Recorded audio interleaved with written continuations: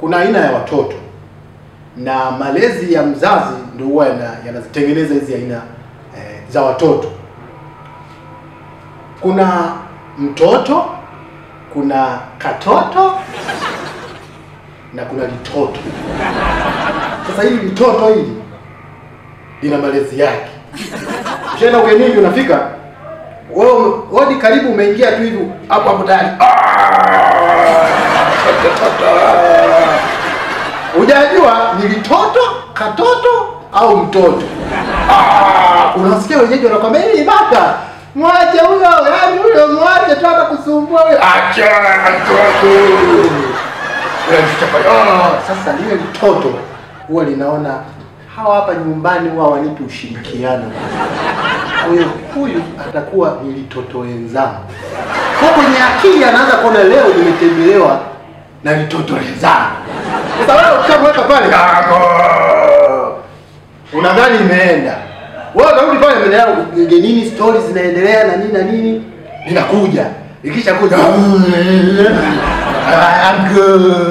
Wewe nenda, mwacheni unajitia. Mwacheni. Tata. Mwacheni. Ujakaa ukatulia hivi, unasikia umerushiwa mate. Unaona sasa? Yaani wewe mshoka, kwa nini mchukua? Mwacheni. Watoto utaweza Sasa kwa akili yako bado unajifanya una ukalimu wako ule. Ujawa serious bado. Naenda nje lile toto.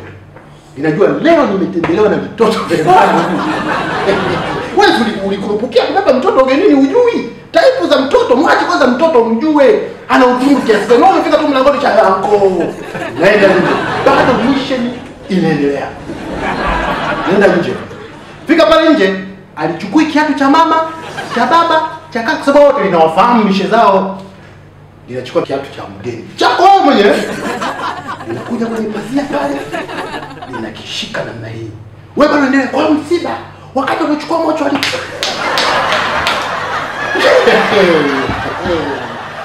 Kiatu cha ufa. Wewe unakuja kuangalia mgeni. Hapa pote wanajia vumbi la soja fulani. Hapo mtoto dada. Unaenda nje. Wewe unajifanya bado una ukarimu na ule mtoto. Mwacheni tu. Nani mama mwacheni tu. Watoto utawaweza. Wewe bado hujajua ni aina gani ya huyu mtoto. Sasa kuna ile situation linaenda ulipochomeka ile simu yako. Unajua kulifanya nichomeka simu nienda kuchukua simu pale. Mwacheni. Toto kinakimbia na nje. Hilo inaenda nje.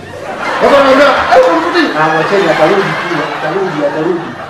Baada ya muda unakosa kwanza confidence inapotea. Lakini hapo unaanza, kama unapeleka wapi simu? Aliyemfuata akirudi asema, hata sijui kaelekea wapi. Au unaanza kumwambia mama hayupo. Pale kwa mjomba wake pale hayupo. Pale sasa ndipo unaanza kuwa serious. Kini unaanza kurudi kwa. Sasa baada ya muda mfupi nimerudi. Ndio hana simu. Wewe simu iko wapi? Anajoga ya watoto na kwa unaliuliza hiki linajibu hiki. Simu iko wapi? Simu iko wapi? Na wewe unaanza kwa simu iko wapi? Toto simu iko wapi? Simu. Wapi?